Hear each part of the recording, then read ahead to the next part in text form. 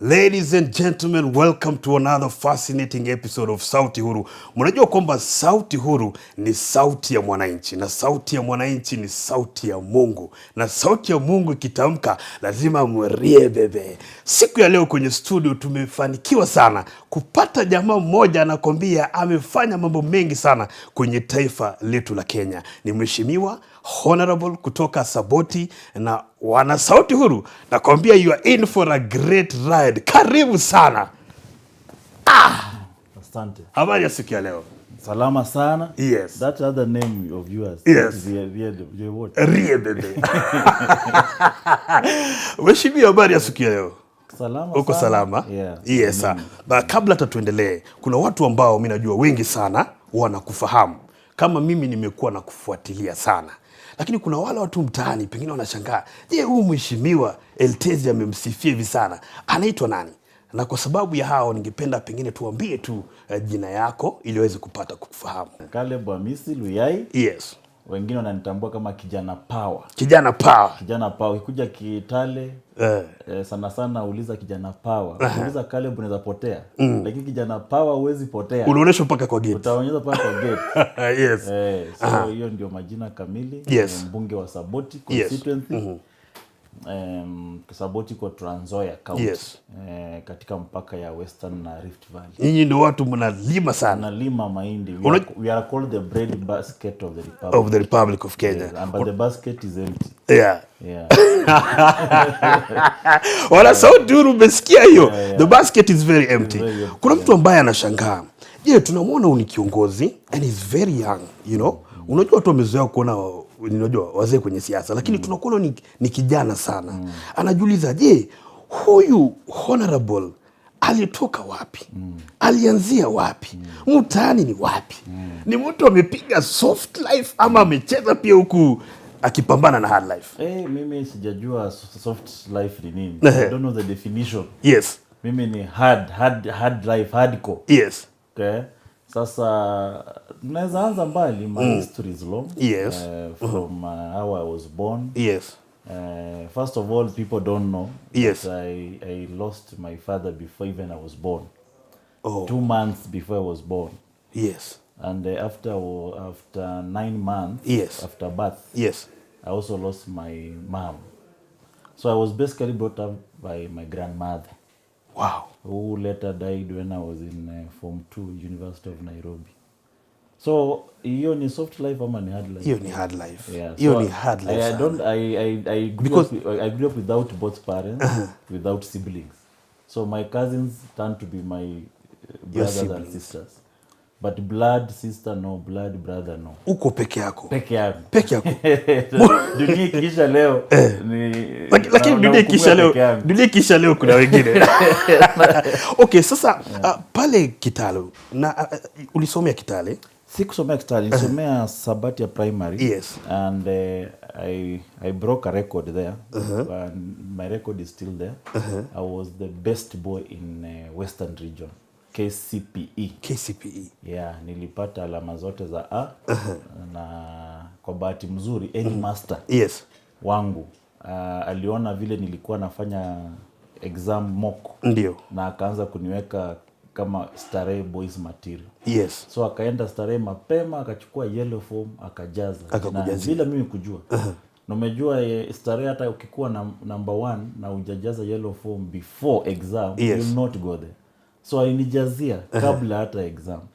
And when na hiyo kitu umesema hapo, the many viewers of by the way Sauti Huru ambao hawajui. Unasema Starehe kabla uingie lazima kumeshajaza. Lazima uwe kabla exam ya national examination, you must have filled the form because there are details they ask the sub chief. Yes. Is this a needy boy? You know, people must ask the community. Yeah. Starehe was predominantly for needy students. Yes. Now of course they have incorporated the rich kids.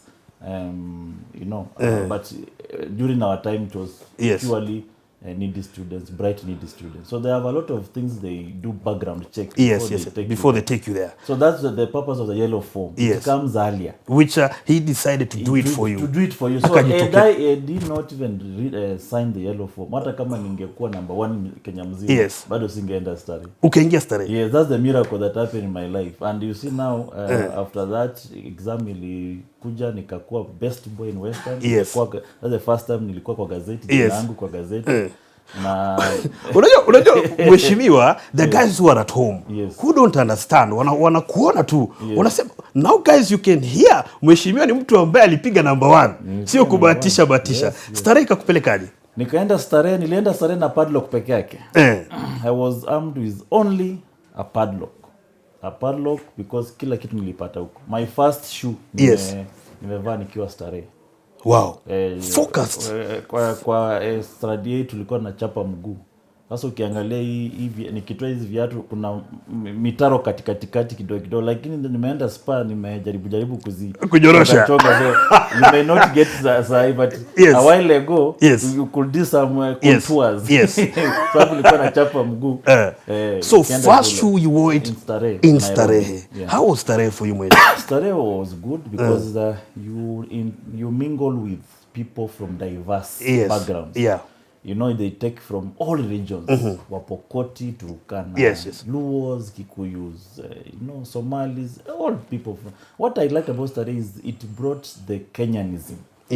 That's where you get each and every student from all over the country. Every constituency is represented. So that togetherness, you grow up knowing you are a Kenyan. In fact, you will not see language being spoken Kikuyu. No, Kikuyu, it's English and Kiswahili. So, and of course, Starehe was a model school. In terms of tabia, morals. We grew up. If you find around people who have gone to Starehe, they'll not be able with some leaders. I don't want to mention their names. Some leaders In fact, maybe you are even clicking some names in your head. Starehe, you did Starehe. Then after Starehe? Starehe went to before university. During our time. I don't know about your time. You had a gap of 2 years before you joined university. So those 2 years, I went to teach as an trained teacher in a school called St. Mark's Chavogere, somewhere down there in Vihiga. So I taught in that school for 2 years as an trained teacher. Teaching chemistry, biology, and mathematics. Zile ngumu. Hizo sasa. Unajua mimi nilikuwa mtu wa history. Nilikuwa mtu wa history na English. Nisome tu historia. Lakini nigoje sabu inanigoja. How was that experience? So I gained good experience because I was dealing with students who are younger than me. Of course, I was young. But people who are younger than me, they are looking at me as a role model. They are told this person studied in Starehe. So, they really gotten to like me.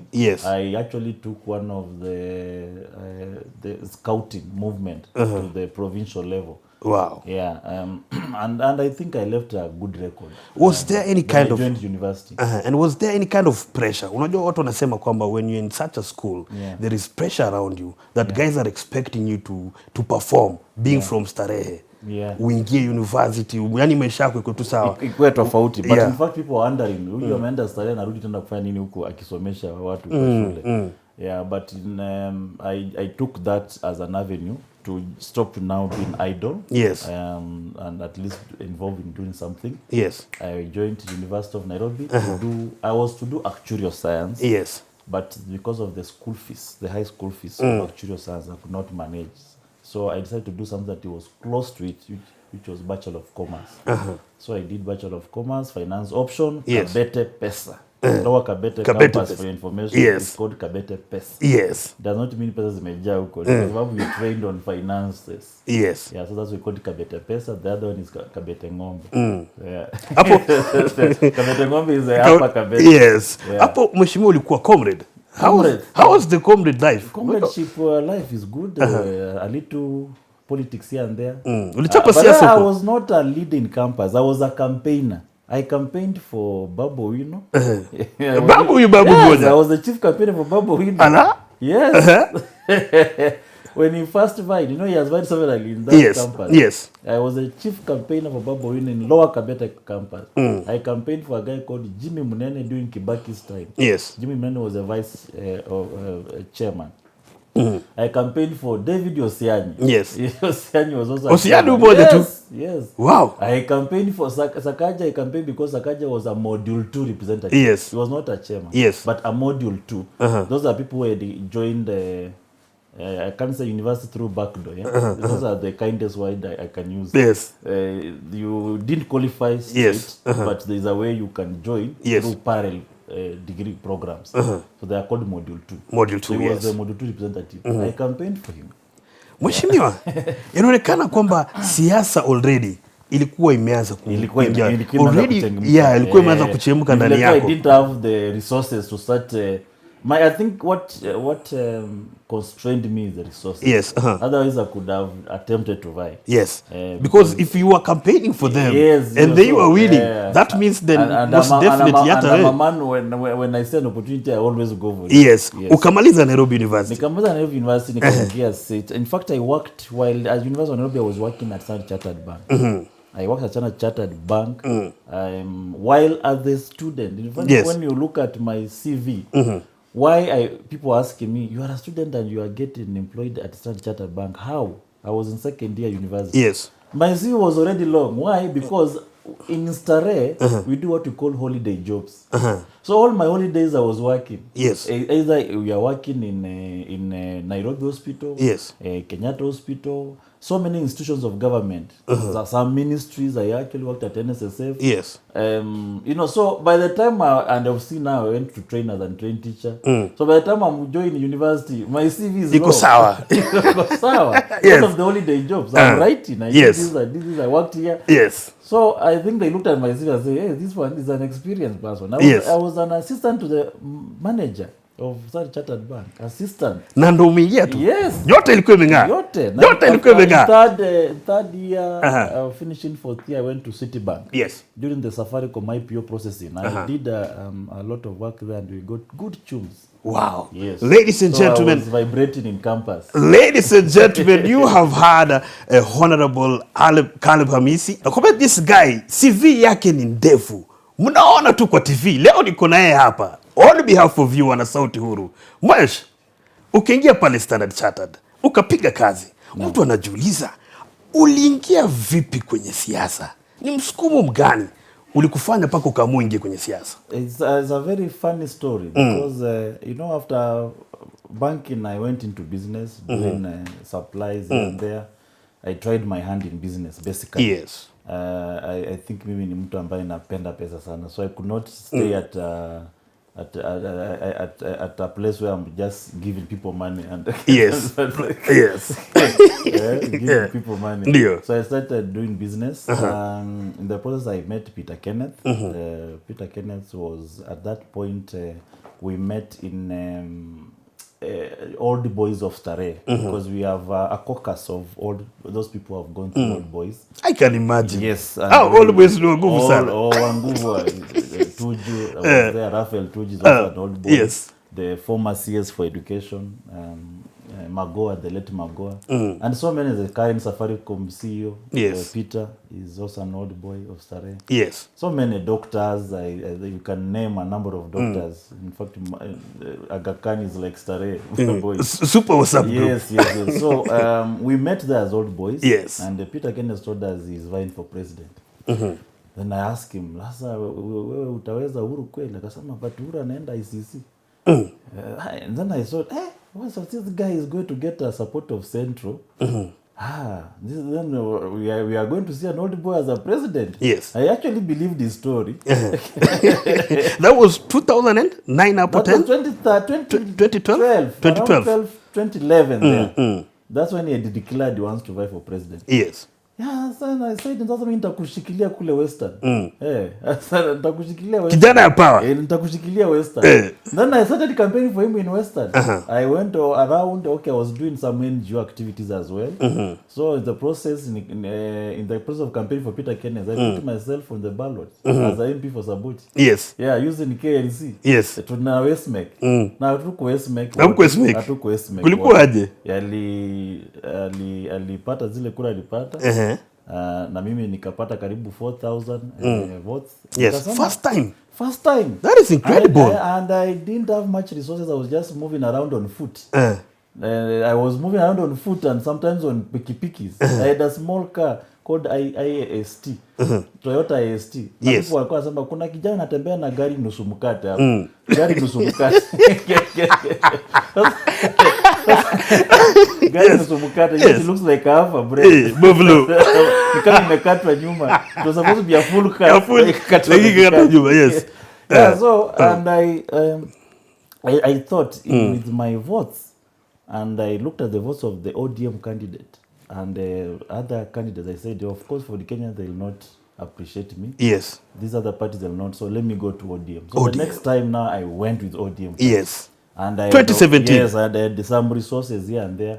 Nikaingia na chopper. Because with my age, people, you must threaten. You must give some threats. Otherwise, they can see, that's how kijana mdogo anatuambia ni. So I did my campaign with choppers. Ulikuwa unafanya na chopper. Kutoka from kale kagari kadogo. Kaheshima kakaingia kidogo sana. Mimi amejipanga. So I made it 2017 yes. through ODM. The only ODM in that region.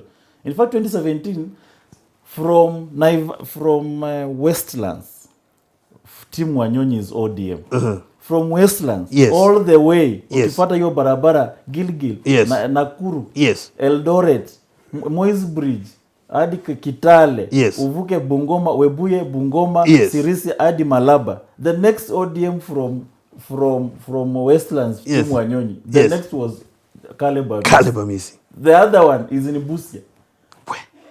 So the entire region of that region, I was the only ODM. Yes. And people were wondering how. Yes. So I think people just liked me. Yes. Irrespective of the party. Yes. And then you know what? My community is Maragoli. Maragoli, that is the smallest community you can get in Trans Nzoia. Wow. The constituency of Sabot is predominantly Bukusu. And they still voted for you. Followed by the Sabaoths. My small community of Maragoli does not even come anywhere. Because we will have Bukusus the majority, yes. Sabaoths the majority. We have a bit of Luos and the Kisis in the town, yes. and the Kikuyus in the town. And then now you will have a bit of a camp of Turkanas, Apo Kipsongo. Yes. Maragolis do not come anywhere. In fact, you can count them, our pity at 300. And they still voted for you. So I was voted for people who are not my tribe. Your tribe. All of them. Yes. They voted for me. So that's why when I was asking yes. the likes of Mudavadi and Weta, yes. you guys, you keep on telling us, Luyas are not together. Why are Bukusus voting for me and Maragoli? Yes. Why? Luyas are very much together. You just have to exercise and show them leadership. Yes. So you guys, your inadequacy to show leadership. Yes. You cannot tell us blinders that Luyas are not together. It's yes. your inadequacy. Because you have really been advocating for that. Yes. Now because I know myself. I know yes. if Bukus voted for me and Maragoli, that means this issue of Luya unity is not there. It's because they have not seen potential in you. That's why you're not bringing the Luyas together. Why do they vote for Wamalwa Kijana the late, almost yes. to the last man? Yes. Yeah, because he showed leadership. Yes. You have to show leadership. So they have not. Biashara tu za kufunga vioski wakati wa election. Which Luya will follow you? They have not shown leadership. That's the reason why. They are opening kiosks. The other day they were in State House. They were trying to open another kiosk. Walikuwa wanafungua kibanda. Yeah, kibanda. Kuuza mboga. Wanasema jini kama mboga zinaenda kuisha. Wanafungua kibanda ya nyanya. Yes. Na wanataka Waluya wote waingie kwa kibanda. Hakuna. It's not possible. Yes. So you can see the journey I've traveled. So with some difficulties. And now I'm serving second term. Yes. I was re-elected on yes. the same party yes. ODM, yes. and I'm still alone. But at least a few, like now Lugari we have, Likuyani there is also an ODM, but I'm still in ODM and the only one in Trans Nzoia for your information. And they have just accepted me in that party. Yeah. Na kuna mahali niliona kwamba that you broke a certain jinx. Yes, yes. That sio rahisi mtu kuchaguliwa mara mbili. Yes, since time immemorial. Saboti has always, you go one term. From Wamalwa Kijana. In fact, it's only Wamalwa Kijana who served two. And the second term, he died in office. Yes, yes. So it was now Davis Nakitare who took from him. He served one term. So yes. In fact, he never served one term. He served half a term. Yes. Because he was completing Wamalwa's term. Eugene Wamalwa came in, he served one term. Yes. Davis Wafula, Lazaro came in, he served 1 term. Yes. The person I took over. Now me, when I came is now what I've served 2 terms. So I broke the 1 term jinx. In fact, last election people are telling me, hapa tunapeanga mtu term moja kienda. So my opponents were using that. Yes. Hapa ni term moja ukiendanga. Yes. But it did not work. Which means you really performed. Yes, I performed on bursary. First term bursary. Education has always been my bastion of my leadership. Yes. Why? Because I give them my own example. I tell them, people, I don't even know why I'm an MP. I should have been kijana wa a shamba boy. Yes. Why? If somebody never wrote for me a form to go to study, the yellow form to study, and I never performed, then what it means, even if I had performed highly, na sina school fees, I could be just a shamba boy down there, because yes. I will not have any school fees to go to any school. Yes. Because my grandmother who raised me up was a neighbor, just a peasant farmer. Yes. One mbuzi moja na ng'ombe moja, mtapeleka wapi? So education to you is key. So I told them my own life story. Yes. Is that without education, I will not be here as a member of parliament. Truth be told. Yes. So nawaambia, vijana nang'ang'ana nao nikisomesha 3,000, 4,000. Yeah. Siku moja watarudi hapa ni madaktari, ni walimu, maloya, alafu watabaki wakisema I'm a lawyer because nilisomea bursary ya Caleb. That is the time you will know kumbe this leader. Yes. Saa hii mnacheka tu wengine wakisema hayo ni pesa serikali chukua. Yes. Nini mchukue lakini msimpigie. Ni Maragoli, sijui ni ODM kwa chama cha Wajaluo. But when those people are educated watakuja na asimame waone ni mwalimu na kuambie kama si Caleb singekuwa mwalimu. Yes. Wewe kama umenyima kura utatoa machozi. Yes. That's the time you'll now know what I'm doing. Because the fruits may not come now, but in future.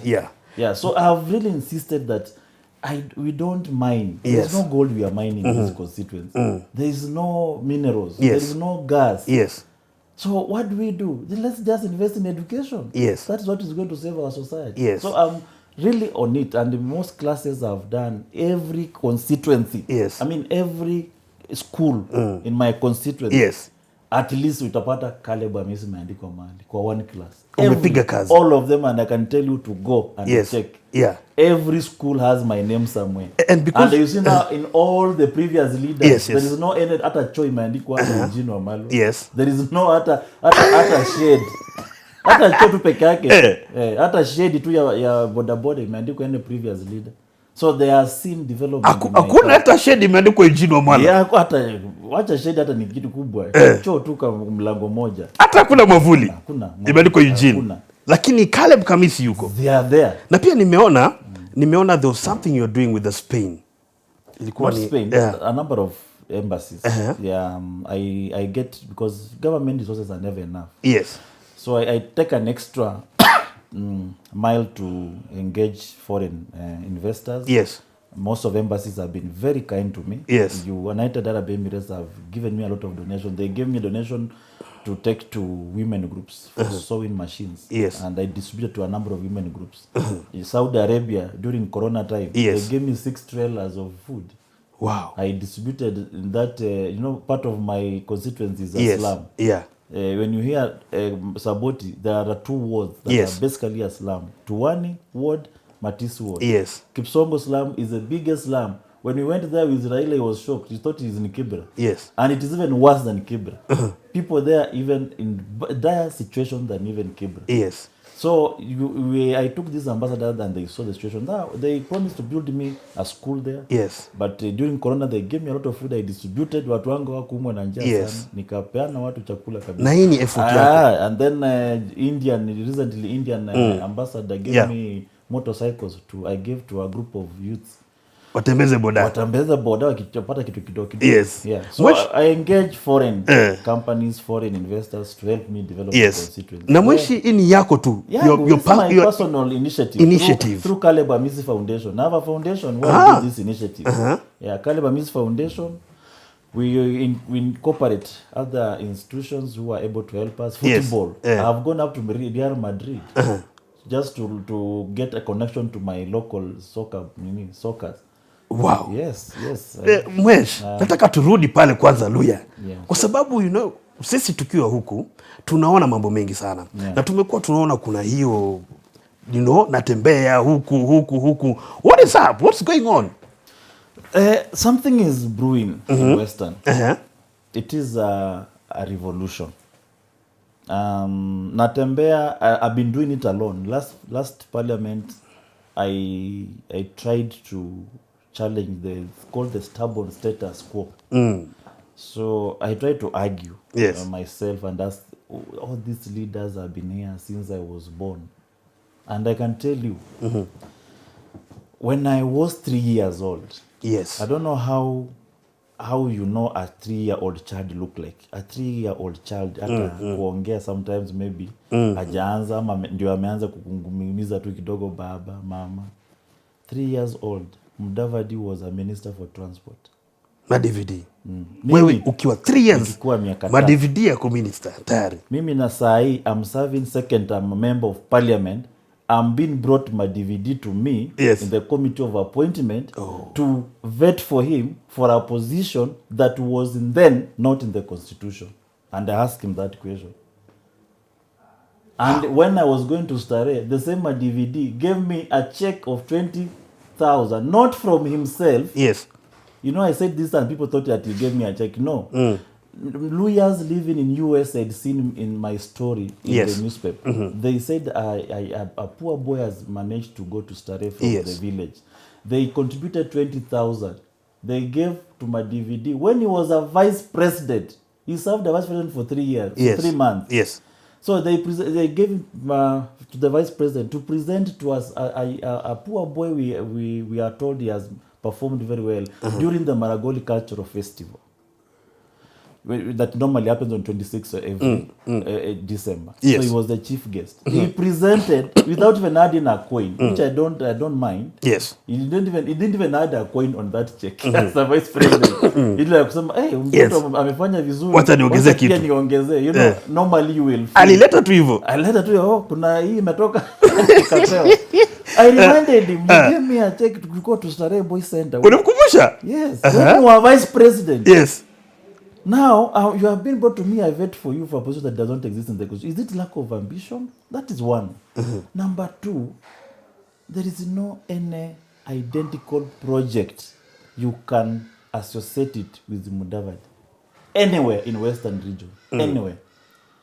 If you ask Ruto, probably will tell you there is a college here in Rift Valley, blah, blah, blah. He brought during Moi's time.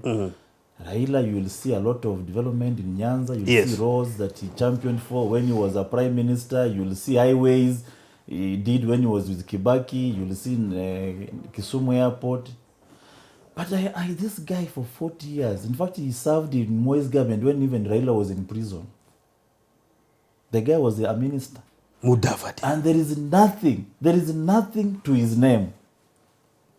Nothing. Absolutely nothing. There was something used to be called Mudete Tea Factory when I was growing up. It's no longer there.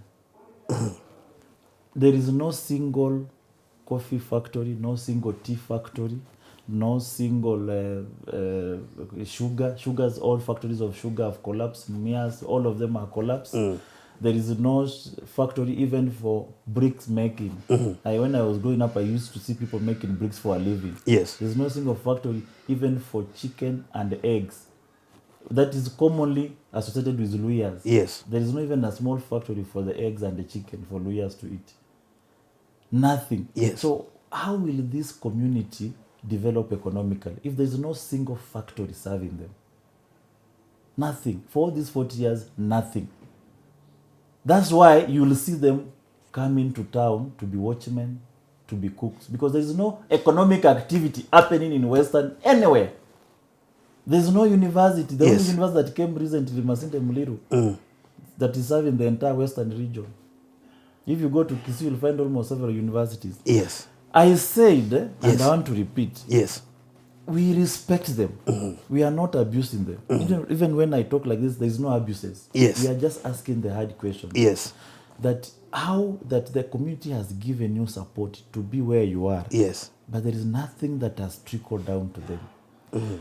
If you go to Dallas in US, I went to Minnesota. Yes. To address Kenyans when I went through a US program for training. I was taken to Minnesota, and I was told, come and address Kenyans living in Minnesota. They were all kisses. I went to Dallas, kisses. So I made a history na nikauliza, nyinyi mlipatikanaje hapa kama wakisi? Akasema this is a history through Nyachai. He had a good program. Yes. Yenye na wengine sasa wakaleta wengine and na hivyo wakaendelea. Good leadership. You go to Seattle, Washington, Kikuyus. There were networks through Kibaki and all that, the previous regime. Then I went also to Australia. Yes. And I saw Kalenjins. The scholarships that trickling zinapita tu hapa kwa kama hewa zikipita. Because Biwott established a relationship with so many universities. Yes. And then for now, Kales were going. In that Moise government, when Biwott was doing that, yes. When Nyachai was doing that, was Mudavadi not in that government? Mahali unapata Waluya ni Kangemi, Kibra na Kawangware. Hautapata Dala. Na kwa redio. Wakituma salamu. Yes.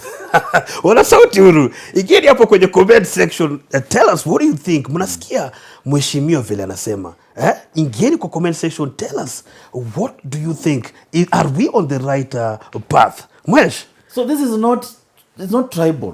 Sio kabila. It's not tribal. It's just trying to kuchanua watu na kuambia, come on.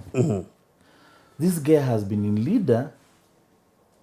Maybe his family has expanded. He said he's worth 4 billion. So be it. Hiyo ni yake. But what about the others? The other lawyers. For 40 years, these guys are in bondage. Kwa ground. And you know, in the country we are in, it is who knows who. So that's why you'll see, list ya jeshi unasikia imetamba hivyo. List ya polisi imeenda. NYS so if these lawyers have nobody, no voice, yes, then they'll basically be disillusioned forever.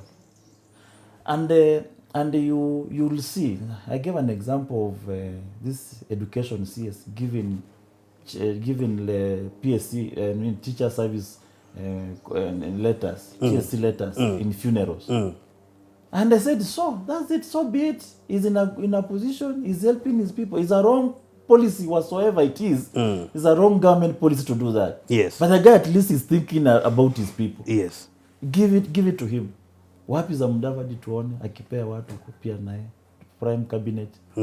And we are telling them, yes, there is nobody who went to an election to vote for Mudavadi to be prime cabinet minister. Nobody.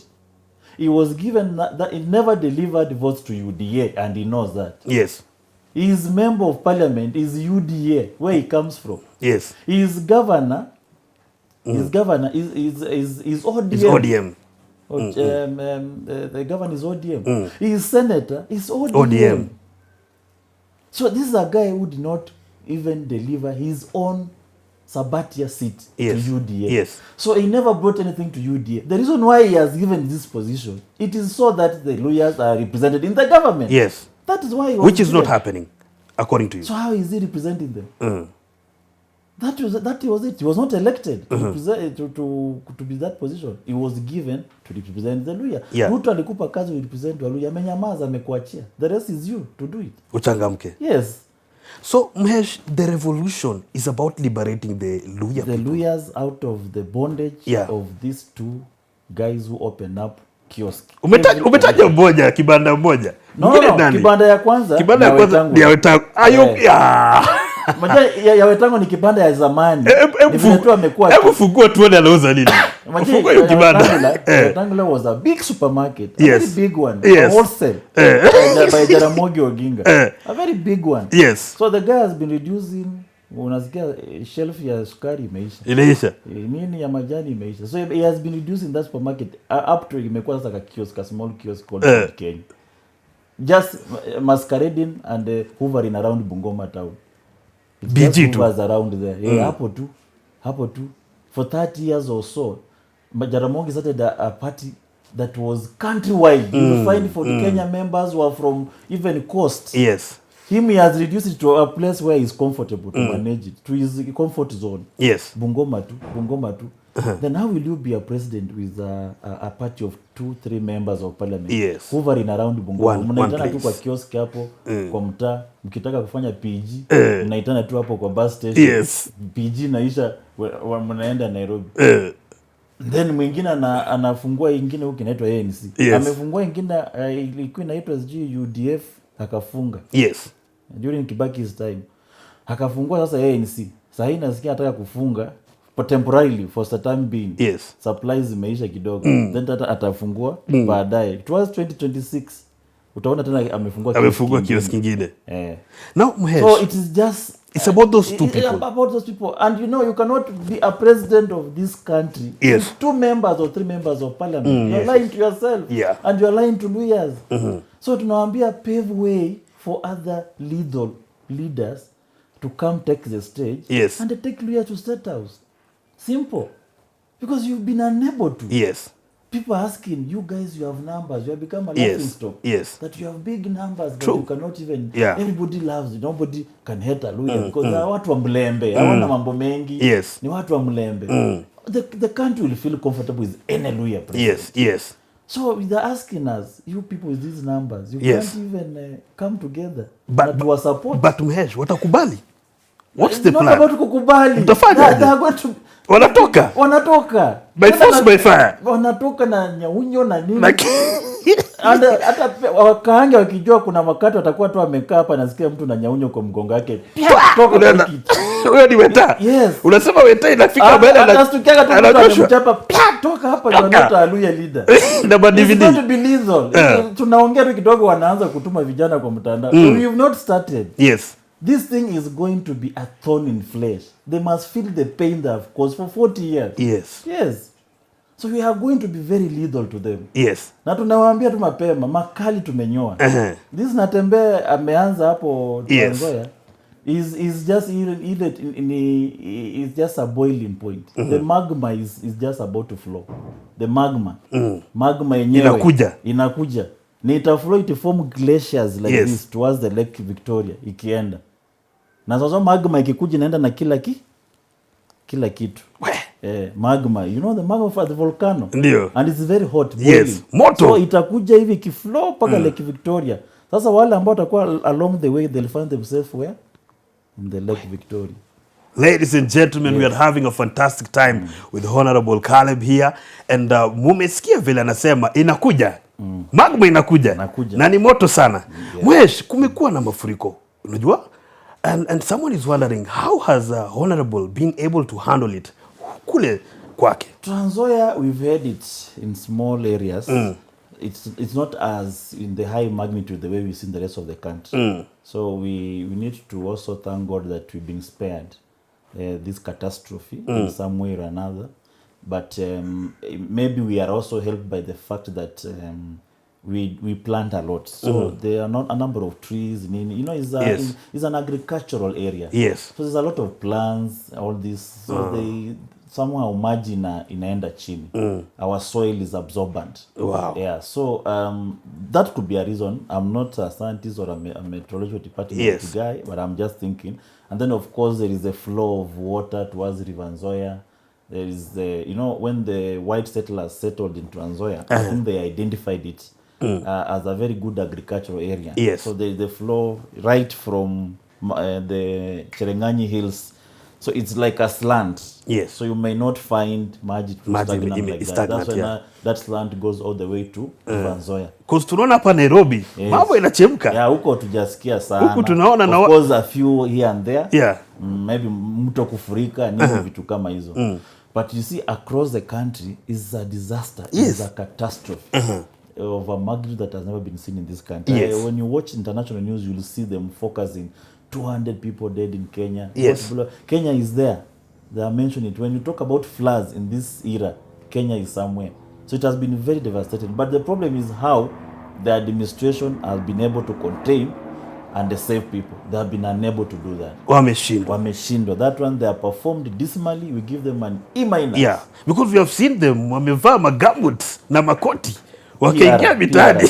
You know, if you are a PR person. Ukiamuka tu kitu inagonga akili yako ni PR. Hata mtu akikufa unataka nitafanyaje mtu mwenye amekufa PR. So they have seen disaster and they are still, doing their PR. Yeah, unavaa tu magambus alafu ukifika kwa gari hapo unatoa. So what have you done? It's not about, you are not going to save anything. Why can't you give those gambus to those people? Then why are you wearing and you are coming to hapa Nairobi hapa State House? Why can't you? In fact, what you should have seen, angekuwa amekunja long. Akanyaga nao aone vile the depths of this water iko wapi. Alafu mapicha mingi sana kwenye mtandao. Na gambus wakifika hapo ametoa. Why not donate them to people who need them? There's someone PR even on a disaster. Kuna mtu alinifurahisha Mesha, alikuwa anasema tumeangalia hii picha ya PR na tunaona roll up banner. Tunaona paka kuna poster hapo. Super PR. Just everything to them is PR. Yeah, they have succeeded because that's the PR that has given. You saw the president on a wheelbarrow like this. Do you still see him doing that? No, because that PR served its purpose and is done. So it helps them get to office. Somehow it blinded people. The hustlers. But the hustlers have now known this was a con. There was nothing like hustlers at kutoa ma dynasty. It was all a con. Now hustlers are waiting for these people. They are quiet but they are waiting for them at the right time. Watawanyorosha vibaya sana. So if these people, that's why I said Ruto is the easiest president to defeat in an election. 2027. The easiest. Asubuhi na mapema. Is the easiest. Unaona ile wakati walikuwa nasema Moi must go. Hii mambo ya IBC. Let's not even waste our time on IBC. Wakati wa Moi IBC gani ilikuwa? In fact our IBC is even more reformed now than Moi's time. But he went home. Mtu kama Ruto atolewangi na IBC, anatolewanga na unanimous voice of the people. That's what is called Moi must go. Nobody needed to know anything about Moi. So Moi ameleta uhuru hapana. Moi na regime yake must go. And that's why Moi left. And you win, the Kibaki won by almost a difference of how many? Almost 3,000 3 million. So if people say Ruto must go, we don't even need the IBC. It will go. But and this is not the democracies of yesteryear. The world is watching. Kenya is a very interesting country to the world. This is the geopolitically speaking, Kenya is a hegemon of East Africa. Is the entry point of East Africa. All the superpowers are looking at Kenya. They'll not want it to go down. So if you come as one person, unajaribu ati unataka kwenda nyumbani na unakatalia kwa kiti, watakutoa. Lakini kuna watu wanasema kuna watu wanasema that baba anaenda UC. Ni nani atasimama kwenye pengo hili? Watu wanasema kwamba kama baba atakuwa kwenye debe, huenda ikakuwa mteremko kwake. Wewe unaona vipi? Baba akiwa kwa debe kama hatakuwa kwa debe. Mteremko kwake. Maybe not. Remember baba kwenda UC, maanishi is going to heaven. He is still around. And by the fact that he's there, whether he's the one or another person, where his voice will go. Baba, let me tell you, and I want this one to really go in the minds of sana Azimio people. Wana sauti huru. Who keep on saying that after Baba is done. Baba amefika ile level number 1. I just told somebody this morning, this is a man who can put his name on the ballot na akimbie penye anakimbia jifiche siku ya kura atapata milioni zake 7-8 zimesimama without campaigning. You can't do that. You try it at home utashanga. Utapata kura 2. Itakuwa ni moto. Utapata kura yako na bibi tu. But him, he can put his name on the ballot and leave this country and go and come on the election day. Utapata hata watu wamempigia kura without campaigning. Amefika the level of an institution, and such people don't disappear in an election for the next generation. I'll give you an example. In America, every candidate, for you to win American election, there are names you must mention. J.F. Kennedy. You might mention Jimmy Carter, Bush. And this other one, Clinton family. Those ones you have to mention. Because they have become institutions. That's why you see Obama always refer to J.F. Kennedy. Because he wanted the supporters of J.F. Kennedy on his side. When in South Africa, for you to campaign and win, you must say something about Nelson Mandela. Yes. So you are sweeping the supporters of Nelson Mandela. It will come a time in this country, whether Raila is dead or alive, for you to win an election, you must mention something about Raila Odinga. Are you getting? Yes. So it does not matter whether he's in AUC or here, whether he's on the ballot or not. But the person who will carry his name, he will win. Because now his supporters will be aligned to that person. Yes. And the person who will now be trying to throw away, disregard his name, he will also be put on the other side. And what are the chances of Baba getting AUC? Kulingana na wewe. This is my analysis, because I also, for your information, I study international relations. I'm doing masters. From this studio, I'm going to class. Wow. I'm doing masters in international relations. And I also sit in the Committee of Defense and the Foreign Relations. Yes. If by the Charter of African Union, it has given just a regulations that was passed by the head of state and the government summit, that it is a time for East Africa. Yes. So it has given that opportunity for East Africa, number one, where Baba belongs. So the other challenge is how many people are from East Africa. Okay? So if we'll reach at that point, so what is in the air is speculations. And I'm not the people who buy speculations from me. Yeah. The moment we get the candidates who are from East Africa, who have presented their candidature for AUC, then we'll tell you, will come call me back and ask me, is Baba winning or not? But for now, it's speculation. Yes. Oh, there is a Somali, there is somebody from Djibouti, there is this, there is it. But has he presented? Baba himself, has he presented? No. Has Baba presented? Did you see taking his papers to AUC? So what are you discussing? What is this that you are discussing? It's Kelele too and speculations. So let him present, let another candidate present, then let's come here and see whether Baba is there or not. Hold your horses. Mwesh. You are too fast. Mwesh. Yeah. Kama kuna mahali nimesikia mimi personally, nimesikia kuna maneno mingi, ni hii kaunti ya Nairobi. Na kuna kitu ulisema kwamba huyu governor aliyekaa ni jamaa wa module 2. Yes. I will campaign for him. Module 2 I explained and I repeat. Yes. During our time, there is a way you joined university. You passed your KCP above C+. Then you join through the normal joint admission board. So anybody who did not go to university through JAB, it means he failed. Yes. Number one. He failed KCSE, and it means he never got a C+ and above. So number one, Sakaja must have gotten less than C+. So maybe D is those time. I don't know, but that could be where he landed. Pale kwenye D. But it gives unasema hapo tu kwa in our time D was for danda. D for danda. So Sakaja ni mtu alichezea tu hapo badi. Anachezea tu hapo. Maembe hapo kidogo. Hapo tu anachezea. Na the education system gives an opportunity to still access university through what I call backdoor. Yes. And put in quotes. And that's why they developed a Module 2 program. Yes. Module 2 program are those people who did not succeed to go to university through joint admission board, but they used now you pay now because you could not manage to perform well, so you are being punished for probably being not brilliant. Yes. You are being punished by paying, so you pay a lot. So Module 2 school fees is too much. So meaning maybe his parents were well off, so they say, okay, fine, let's pay for you. He joined Module 2. So he was representing his fellow. Okay.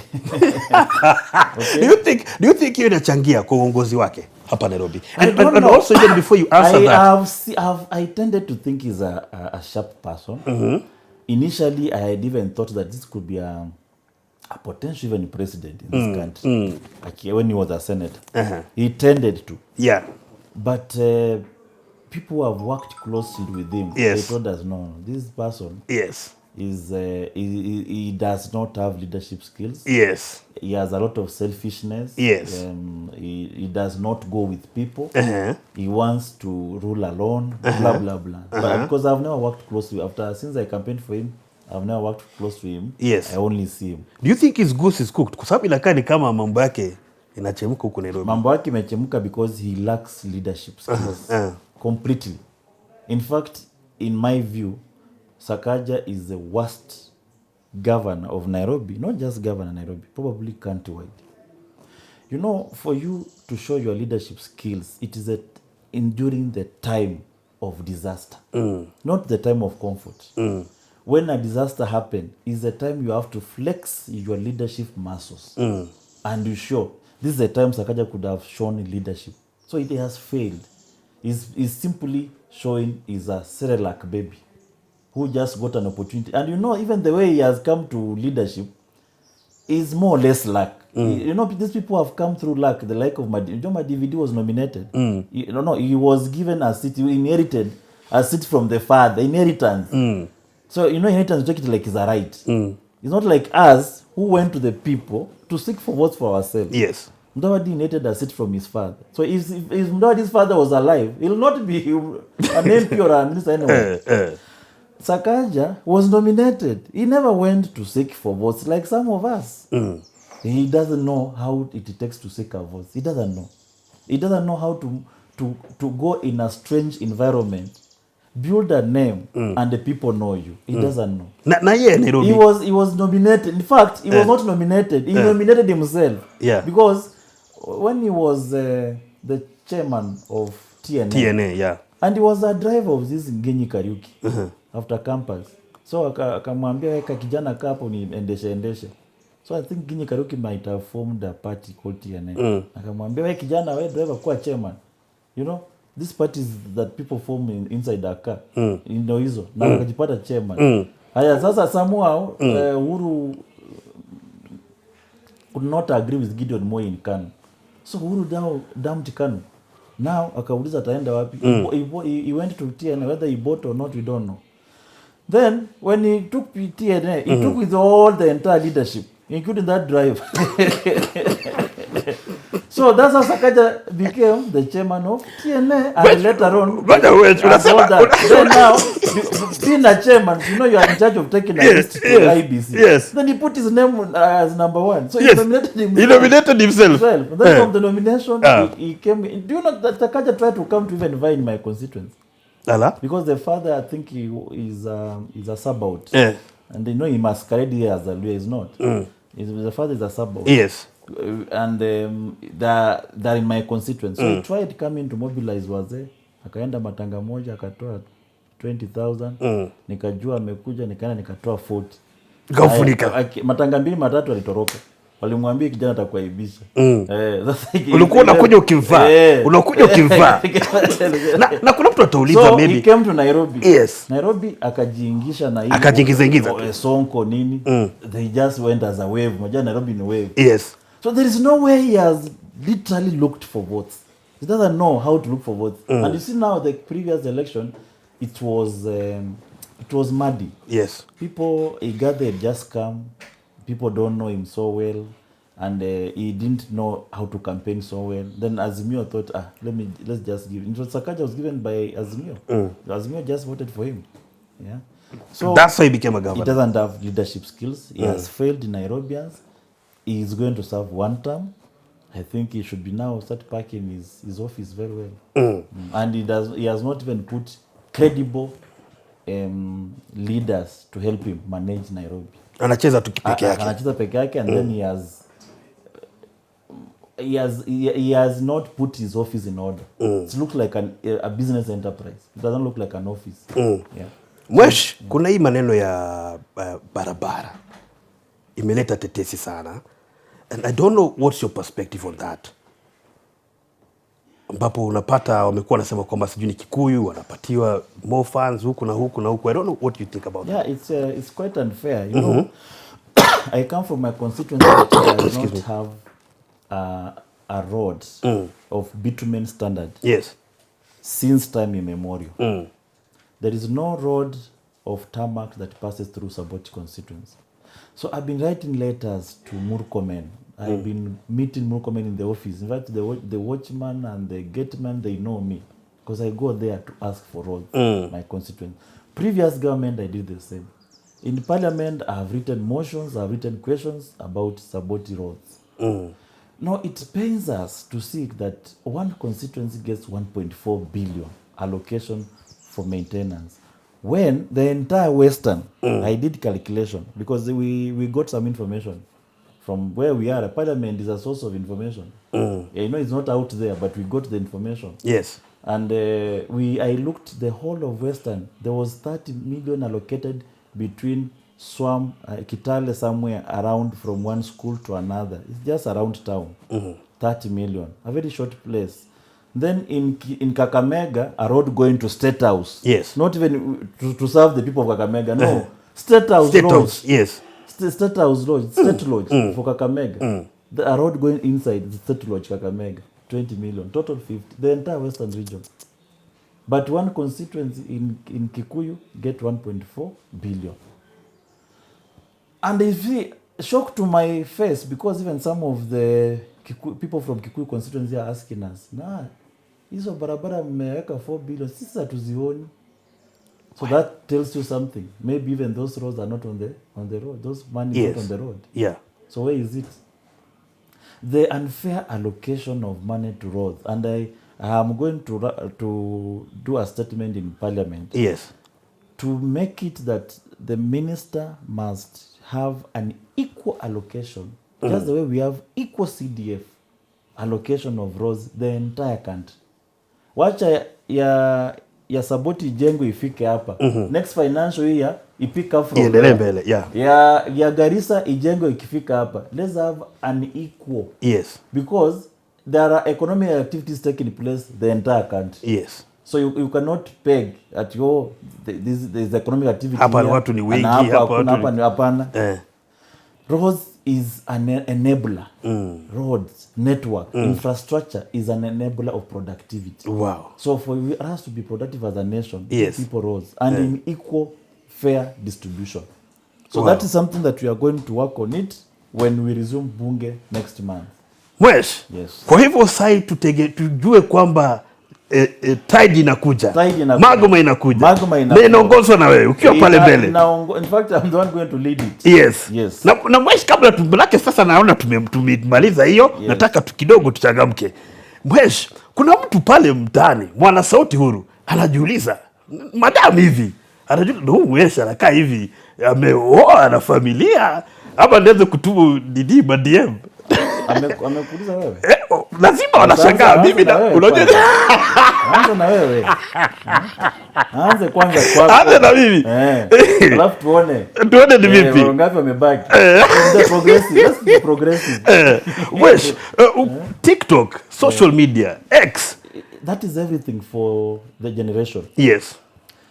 If you watch the American election, you will not see rallies. I don't know if you followed very carefully. You will see Donald Trump addressing sizable number of people there. Biden is even worse. Yes. You can even address 10 people. You know, everything is going to be digital. There are, you think that they're not following elections. They are, but they are following online. Yes. Online.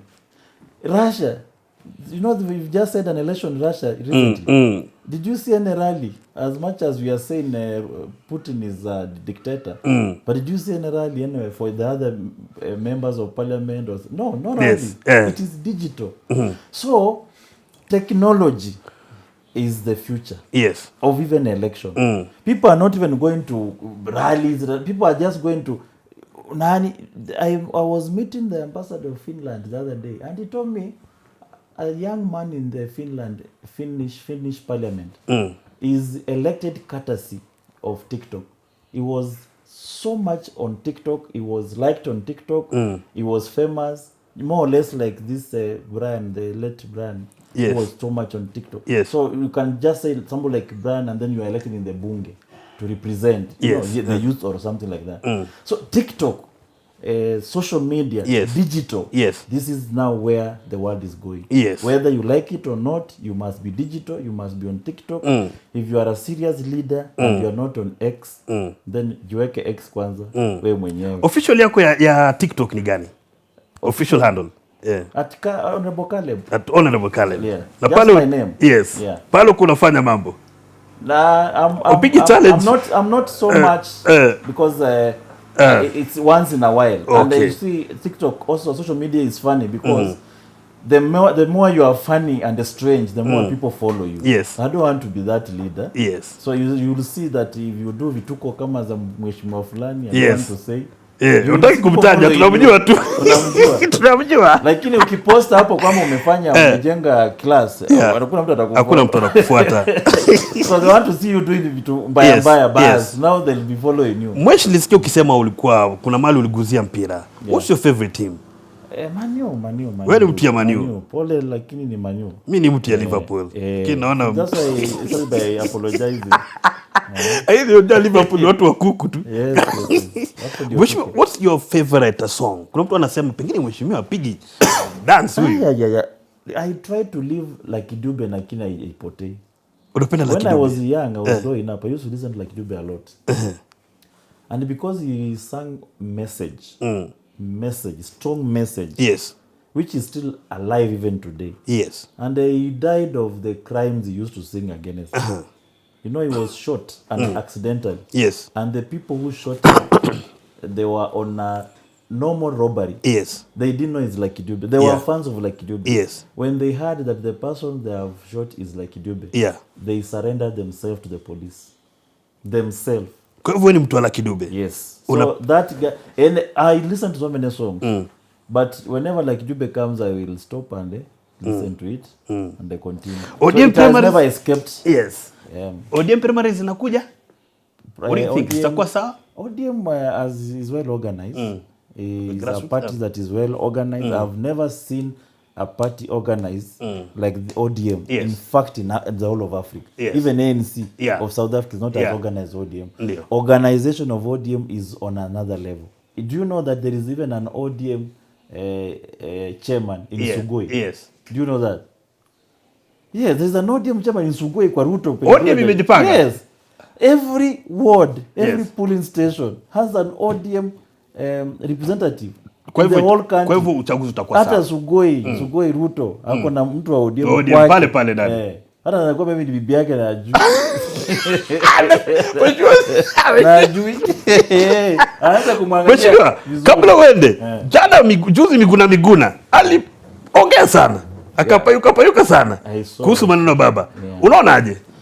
I think he needs to now get over it. Miguna. Yes.